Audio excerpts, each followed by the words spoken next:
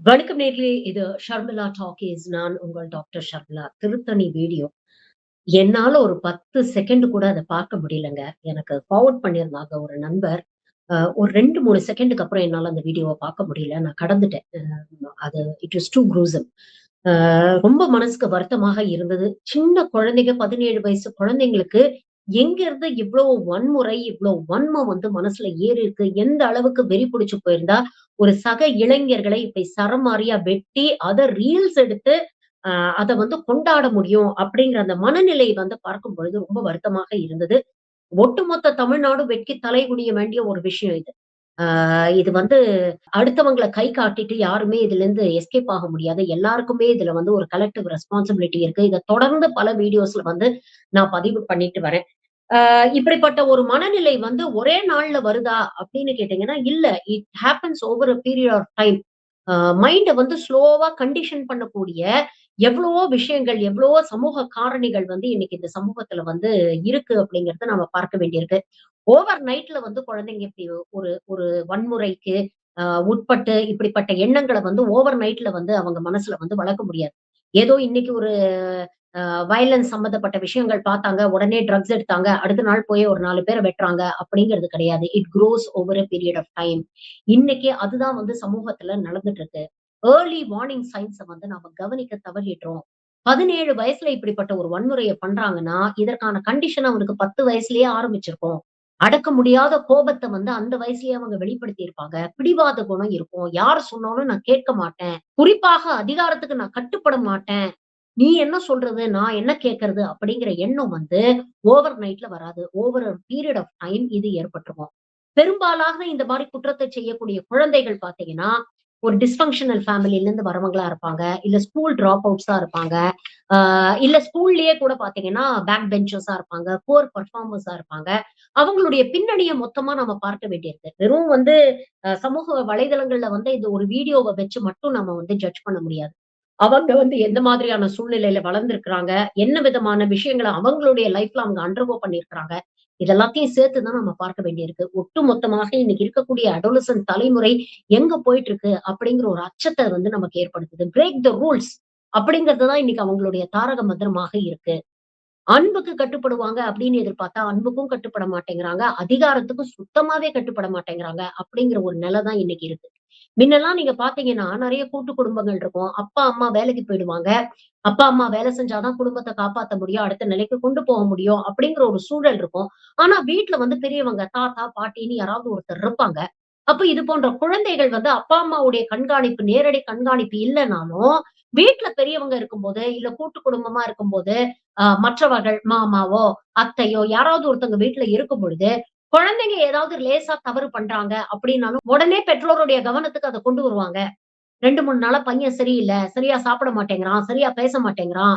ரூம்ல போய் உட்கார்ந்திருக்கிறான். சரியா முகம் குடுத்து பேச மாட்டேங்கிறான். என்ன ஏதுன்னு விசாரி அப்படிங்கிற ஒரு விஷயத்த வந்து சொல்லுவாங்க. பேரண்ட்ஸ்க்கும் ஒரு ட்ராக் இருக்கும். சரி நாம வந்து பர்சனலா நம்மளால அவங்கள வந்து மேற்பார்வை பார்க்க முடியலனாலும், வீட்ல யாரோ ஒருத்தர் அக்கறையா பார்த்துக்கிறாங்க. ஆனா இன்னைக்கு பார்த்தீங்கன்னா, பல இடங்கள்ல நியூக்ளியர் ஃபேமிலீஸா வாழ்ந்துகிட்டு இருக்கோம். அப்பா, அம்மா காலையில போனா நைட்டு தான் வீட்டுக்கு வராங்க. பத்தாததுக்கு குழந்தைங்க கையில ஒரு ஃபோன் வேற இருக்கு. இந்த ஃபோன்ல அவங்க என்ன கண்றாவிய பார்த்து தொலைக்கிறாங்க அப்படிங்கிறதே பாதி பேரண்ட்ஸ்க்கு தெரியாது. பையனுடைய ஃபோனுக்கோ, இல்ல குழந்தையோட ஃபோனுக்கோ ஆக்சஸே இருக்காது பாதி பேருக்கு. அந்த அளவுக்கு பாஸ்போர்டு அது இதுன்னு போட்டு மூடி வச்சிருப்பாங்க. முன்னெல்லாம் பார்த்தீங்கன்னா, ஒரு தெருவுல வந்து நம்ம வாழ்ந்துட்டு இருப்போம். நெறைய ஒண்டி குடுத்தனம் இருக்கும். இல்ல நெறைய குடுத்தனம் இருப்பாங்க. ஒரு 10 வீடு தள்ளி இருக்கிற ஒரு அங்கிளுக்கு கூட இந்த வீட்ல இருக்கிற பையன பத்தி தெரியும். 2 நாள் வீதியில எங்கேயாவது சரியான ஒரு கூட்டத்துல, இல்ல தவறான ஒரு நண்பர்களோட அந்த பையன் பேசிக்கிட்டு நின்னான்னா, அடுத்த நிமிஷம் வீட்டுக்கு தகவல் வரும். உங்க பையன நான் பார்த்தேன் 2 நாள் முன்னால, அங்க நின்னு அந்த தெரு முனையில இந்த பசங்களோட பேசிட்டு இருந்தாரு. அந்த பசங்க சரியான குரூப் இல்ல. கொஞ்சம் கண்டிச்சு வைங்க.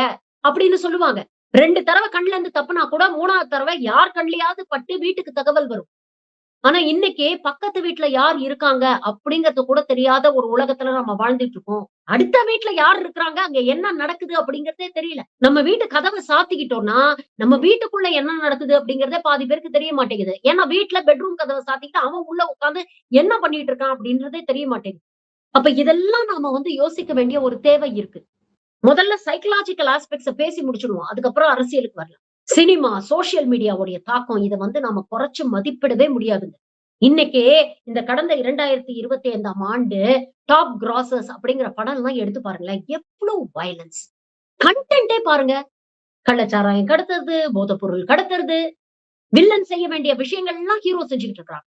ஒரு கெட்ட வார்த்தை இல்லாம ஒரு வரி டயலாக் கிடையாது படங்கள்ல. இது எல்லாத்தையும் ஹீரோயிசம் அப்படின்னு கொண்டாடிட்டு இருக்கிறாங்க. வயலன்ஸையும், வெறித்தனத்தையும், வன்முறையும் இன்னைக்கு குளோரிஃபை பண்ணிட்டு இருக்கு சினிமா. இப்படிப்பட்ட ஹீரோஸ் தான் இன்னைக்கு ரோல் மாடலா இன்னைக்கு இருக்கக்கூடிய இளைய தலைமுறை பின்பற்றிட்டு இருக்காங்க. சோசியல் மீடியால இந்த பசங்களுடைய இன்சிடென்ட்டே எடுத்துக்கங்களேன். இன்ஸ்டால தொடர்ந்து ரீல்ஸ் போட்டிருக்காங்க. அந்த பையனோட அந்த இன்ஸ்டா ரீல்ஸ் பக்கம் போய் பார்த்தீங்கன்னா, தொடர்ந்து இது மாதிரியான ரீல்ஸ் தான் இருக்கு. அப்ப இந்த தாக்கம் எங்க இருந்து வருது? வயலன்ஸ் அப்படிங்கிறது ஒரு ஹீரோயிசம் மெட்டீரியல் அப்படின்னு வயலன்ஸ நார்மல் பண்ணி குளோரிஃபை பண்றது யாரு? இது போன்ற படங்கள போய் பார்த்து, இது போன்ற படங்கள வந்து பாக்ஸ் ஆஃபிஸ் ஹிட்ஸா மாத்தக்கூடிய நமக்கும் அதுல ஒரு ரெஸ்பான்சிபிலிட்டி இருக்கு இல்லையா? சில பேர் பதிவு போட்டிருந்தாங்க. இப்பல்லாம் வந்து தியேட்டர்ஸ்லாம் ரொம்ப கடுமையான ரூல்ஸ வந்து என்ஃபோர்ஸ் பண்ண ஆரம்பிச்சுட்டாங்க.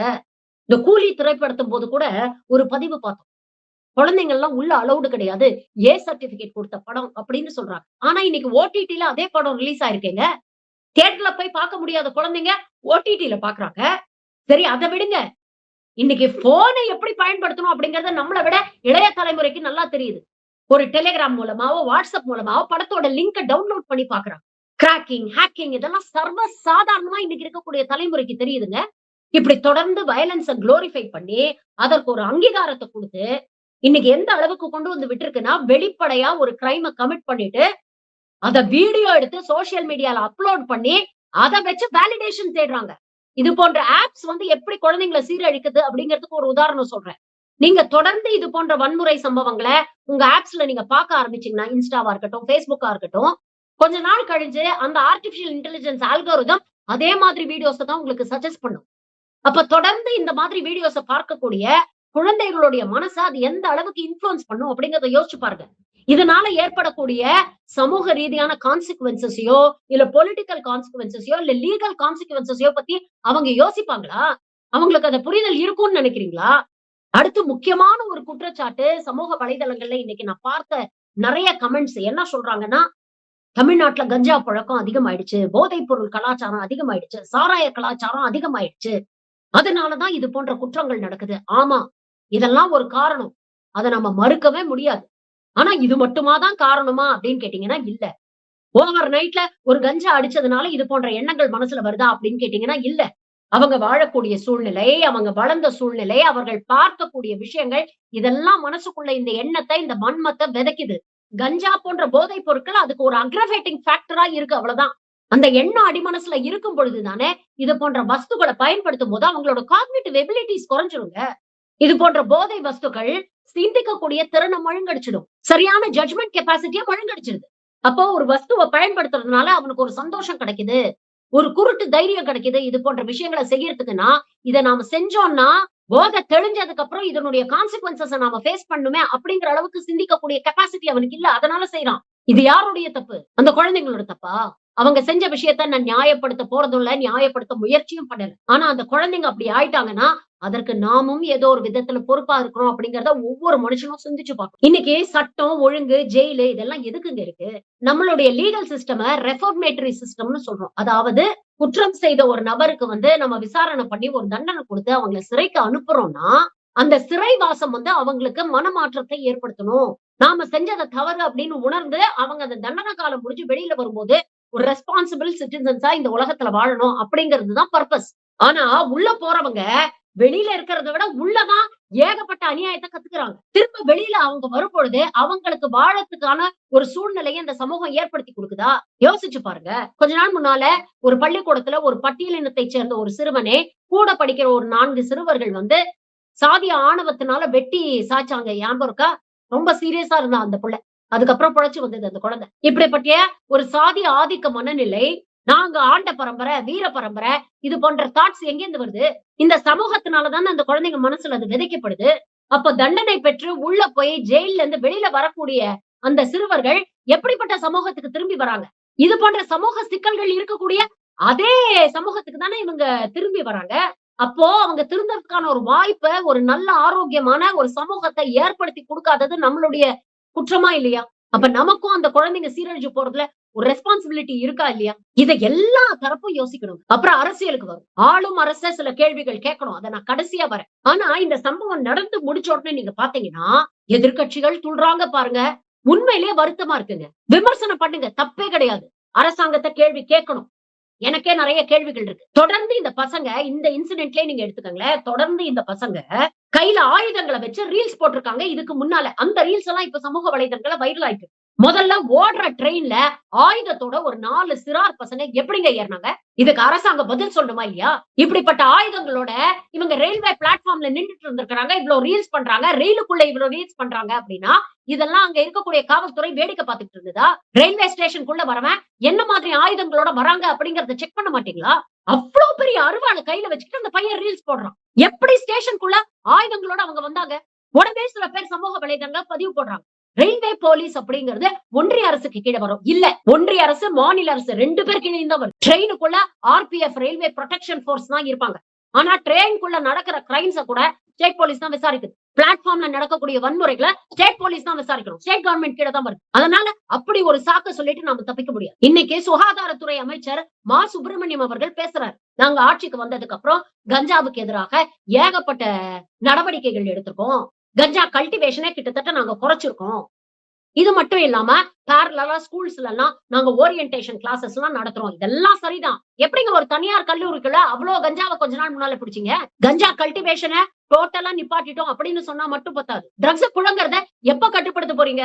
இதெல்லாம் போலீஸ்க்கு தெரியாம நடக்குதுன்னு சொல்லி தயவு செஞ்சு தப்பிக்க முயற்சி பண்ணாதீங்க. போலீஸுக்கு தெரியும் எமாமா விக்கிறான், எமாமா டீல் பண்றான், எந்தெந்த குழந்தைங்களை பயன்படுத்தி எந்தெந்த பள்ளி கல்லூரிகளை டார்கெட் பண்றான், இதெல்லாம் போலீஸ்க்கு நல்லாவே தெரியும். இந்த விஷயத்துல அவங்களுக்கும் ஒரு பங்கு இருக்கு. போதை இல்லாத தமிழகமா மாற்ற முயற்சி பண்றோம்னு சொல்றீங்கல்ல, அதை நாங்க ஏத்துக்கிறோம். ஆனா இந்த முயற்சிகள் பத்தாது. அப்புறம் ஸ்கூல்ல காலேஜஸ்ல எல்லாம் நாங்க ஓரியன்டேஷன் நடத்துறோம் அப்படின்னு சொல்றீங்க. இந்த பசங்க எல்லாம் ஸ்கூல் காலேஜுக்கு போகாத டிராப் அவுட்ஸ் தானுங்க. ஒரு சோசியல் மெனஸால சுத்திட்டு இருக்காங்க இந்த பசங்க. அப்ப அவங்கள ஐடென்டிஃபை பண்ணி பிரிவென்டிவ் மெஷர்ஸ் என்ன எடுத்துருக்கு இந்த அரசாங்கம் அப்படிங்கிற ஒரு கேள்வி இருக்குல்ல. ஒண்ணு இல்ல, இன்ஸ்டாகிராம் பக்கம் போய் பாருங்க. எத்தனை பசங்க இந்த மாதிரி ரீல்ஸ் போட்டுட்டு இருக்காங்க. அதுக்கப்புறம் இவங்க ரீல்ஸ் போடுறதுக்கு வசதியா இந்த பாட்டு எழுத்துறாங்க பாரு. ஆண்ட பரம்பரை, பேண்ட பரம்பரை, எடுத்துருவேன் பொருளை, போட்டுருவேன் உன்ன, இப்படி போன்ற வார்த்தைகளை பயன்படுத்தி பாடல்கள் அமைக்கிறாங்கல்ல, அவங்க மேல என்ன நடவடிக்கை எடுக்கிறீங்க? இதெல்லாம் ப்ரோஆக்டிவா பண்ண வேண்டிய விஷயங்கள். ஒரு வண்டிக்குள்ள ஒரு ட்ரெயின்ல 4 பசங்க ஆயுதங்களோட இன்னொரு இளைஞரை மிரட்டி இருக்காங்க. சுத்தி இருக்கக்கூடிய பயணிகள் ஏங்க வாய மூடிட்டு பேசாம இருந்தீங்க? ஒருத்தர் கூடவா ரயில்வே போலீஸ் கிட்ட கம்ப்ளைண்ட் பண்ணணும்னு தெரியல? ஒரு 10 பேர் சேர்ந்த அந்த 4 பசங்களை அடக்கி அடுத்த வர ஸ்டேஷன்ல ரயில்வே போலீஸ் கிட்ட அவங்களை ஹேண்ட் ஓவர் பண்ணிருந்தீங்கன்னா இந்த அசம்பாவிதம் நடந்திருக்காதுல்ல. நமக்கு ஏன் வம்பு? நாம போய் கேட்டா நம்மள ஏதாவது பண்ணிட போறாங்க அப்படிங்கிற பயம் இன்னொரு பக்கம். ஒருத்தர் ரயில்வே போலீஸ்க்கு போன் பண்ணி சொல்லியிருந்தா கூட அந்த பசங்களை அடுத்த ஸ்டேஷன்ல புடிச்சு இறக்கி இருப்பாங்கல்ல, கொண்டு போய் ஸ்டேஷன்ல உட்கார வச்சிருப்பாங்கல்ல, போதை தெளிகிற வரைக்கும். தொடர்ந்து இது போன்ற விஷயங்கள் இந்த பசங்க பண்ணிட்டு இருக்காங்க. தொடர்ந்து ரீல்ஸ் போட்டுட்டு இருக்காங்க. இதுக்கு முன்னாலேயும் ட்ரெயின்ல இன்னொருத்தர் இந்த மாதிரி மிரட்டி இருக்காங்க. கூட இருக்கிற குடும்பத்துக்கு தெரியல, சுத்தி இருக்கக்கூடிய பசங்களுக்கு தெரியல, படிக்கிற பள்ளிக்கூடத்துல தெரியல, ஆசிரியருக்கு தெரியல. யாருமே இவங்களை பத்தி அக்கறையும் எடுத்துக்கல. அதை பத்தி கம்ப்ளைண்ட் பண்ணணும்னு நினைக்கல. ஒரு சமூகமா நம்ம எங்கேயோ செத்து போயிட்டோம் அப்படின்னு தோணுதுங்க சீரியஸ்லி. அப்புறம் இந்த எதிர்க்கட்சிகள் உங்ககிட்ட நிறைய கேள்விகள் கேட்க வேண்டியது. ஒரு சம்பவம் நடந்தா அப்படியே நீங்க எல்லாம் ரொம்ப யோகிய சிகாமணிகள் மாதிரி சமூக வலைதளங்களை வந்து பதிவு போட தெரியுது. பாஜக சங்கி கூட்டம் ஒரு பக்கம், இன்னொரு பக்கம் தற்கூரி கூட்டம். அதிமுக பாஜக தொண்டர்கள் கிட்ட நான் கேட்கக்கூடிய கேள்வி இதுதான். கிறிஸ்துமஸ் அன்னைக்கு பாஜக ஆளக்கூடிய பல வட மாநிலங்கள்ல கிறிஸ்துவர்கள் சிறுபான்மை சமூகத்தை சேர்ந்த வட இந்தியர்கள் தான் அவங்களும். இன்னைக்கு பேசுறீங்கல்ல, 5 நாள் முன்னால பாய் என்ன குழக்கிட்டு வச்சிருந்தீங்களா? அன்னைக்கே அந்த வன்முறைகள் எல்லாம் கண்டிச்சு ஒரு பதிவு கூட போட்டணும்னு உங்களுக்கு தோணல? இன்னைக்கு மட்டும் அப்படியே வட இந்தியர்கள் மீது உங்களுக்கு அக்கறையும் கரிசனமும் பொங்கி வழியுதோ? 5 நாள் முன்னால அவ்வளவு அக்கிரமம், அவ்வளவு அநியாயம் நடந்தது. ஏதாவது ஒரு வார்த்தை பேசினாரா எடப்பாடி பழனிசாமி? இல்ல இங்க இருக்கக்கூடிய பாஜக தலைவர்கள், மாநில தலைவர்கள் அண்ணாமலை, நைனா நாகேந்திரன் போன்றவர்கள் ஏதாவது ஒரு வார்த்தை பேசுனீங்களா? இன்னைக்கு தமிழ்நாட்டுல நடந்துச்சுன்னு உங்க கேவலமான பிண அரசியலை தூக்கி வந்துட்டீங்க. ஒரு ஐசோலேட்டட் இன்சிடென்ட இன்னைக்கு ஏதோ இங்க வட மாநிலத்தவர்களுக்கு பாதுகாப்பு இல்லை, வட மாநிலத்தை சேர்ந்தவங்களை இங்க வந்தா தென் மாநிலத்தை சேர்ந்த இந்தியர்கள் தாக்குகிறார்கள், வன்முறையில் ஈடுபடுகிறார்கள். என்ன கேவலமான அரசியலுங்க இது? இன்னைக்கு ஒட்டுமொத்த நார்த் இந்திய மீடியாவும் இதே நரேட்டிவ செட் பண்ண முயற்சி பண்றீங்க. உங்களுக்கு ஒரு விஷயம் தெரியுமா? இன்னைக்கு சமூக வலைதளங்கள்ல இந்த இன்சிடென்ட் வைரல் ஆனோன்னு அங்க வந்த பெரும்பாலான கமெண்ட்ஸ் என்னவா இருந்தது தெரியுமா?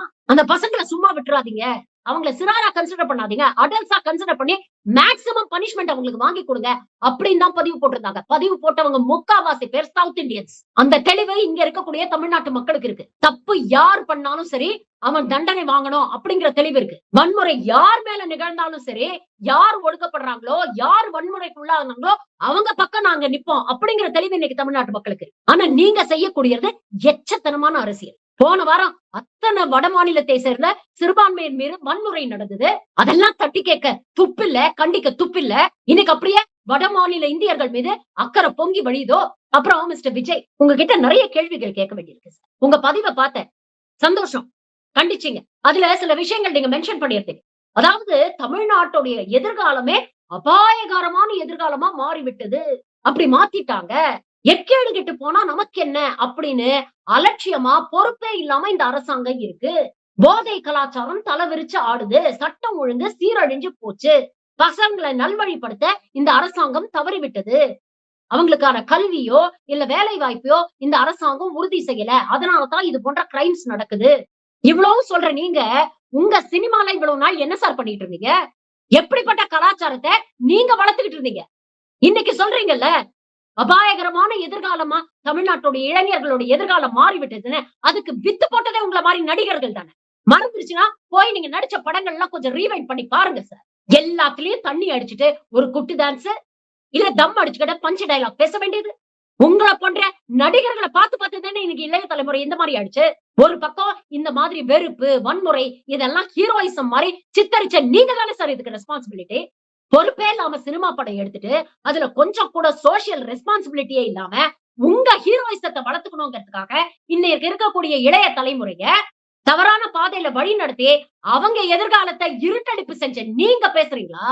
கேட்டா ரொம்ப கன்வீனியன்டா இவங்க எல்லாம் என்ன தெரியுமா பண்ணுவாங்க, இதுக்கு மக்கள் தான் காரணம், மக்கள் என்ன விரும்புறாங்களோ அதைத்தான் நாங்க வந்து சினிமால காமிக்கிறோம் அப்படின்னு பேச வேண்டியது. கடந்த ஆண்டு வந்த 2 உச்ச நடிகர்களுடைய படம் பிளாப். ஒண்ணு தக் லைஃப், இன்னொன்னு கூலி.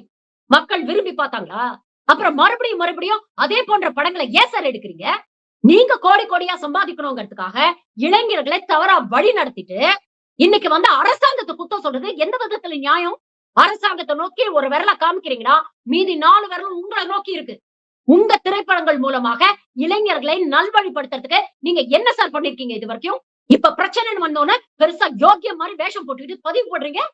முதல்ல நீங்க எல்லாம் திருந்துங்க சார். அதான் வரப்போகுது ஜனவரி 9ஆம் தேதி பார்க்க போறோம் என்ன லட்சணத்துல படம் எடுத்து வச்சிருக்கீங்க. வன்முறையை தவிர உங்களை ஃபாலோ பண்ற கூட்டத்துக்கு என்ன சார் சொல்லி கொடுத்திருக்கீங்க?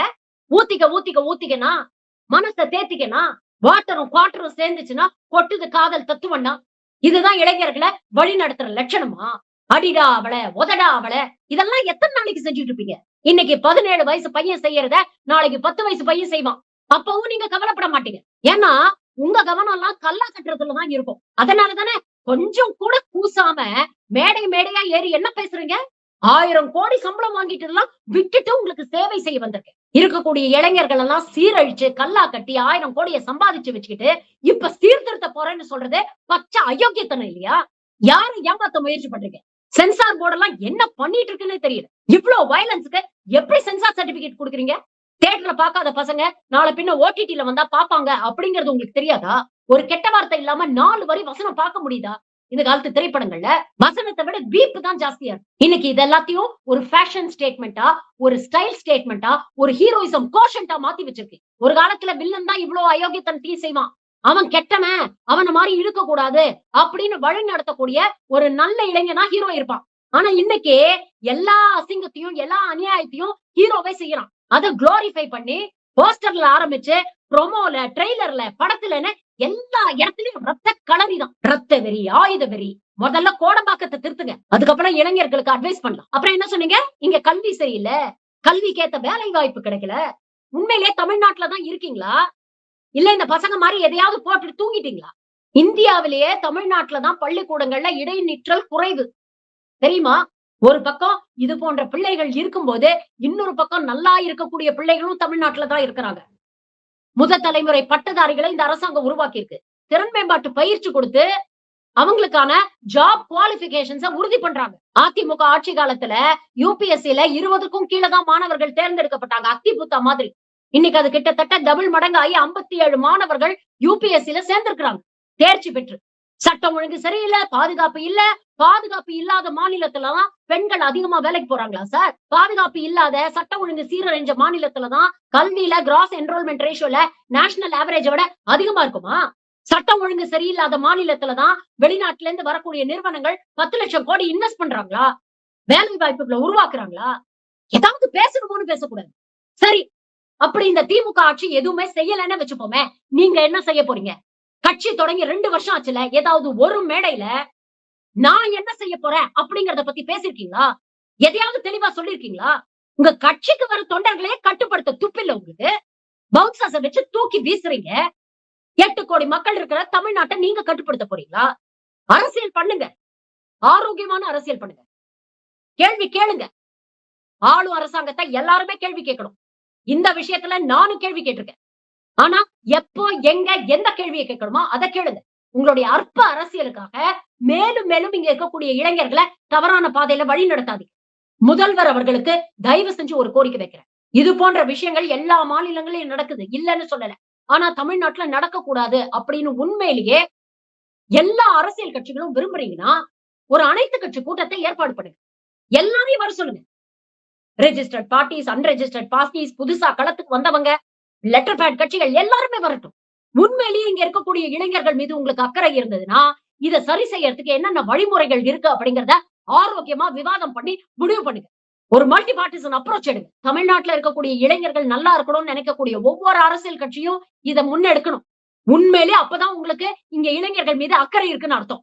அதை விட்டுட்டு சும்மா இந்த மாதிரி அடுத்தவனை கை காட்டுற அரசியல் பண்ணிட்டு இருந்தீங்கன்னா இது போன்ற பிரச்சனைகளுக்கு என்னைக்குமே தீர்வு கிடைக்கும். பாப்போம் நீங்க எல்லாம் வந்தா என்னத்தான் பண்ணி கிழிக்கிறீங்க. நன்றி, வணக்கம்.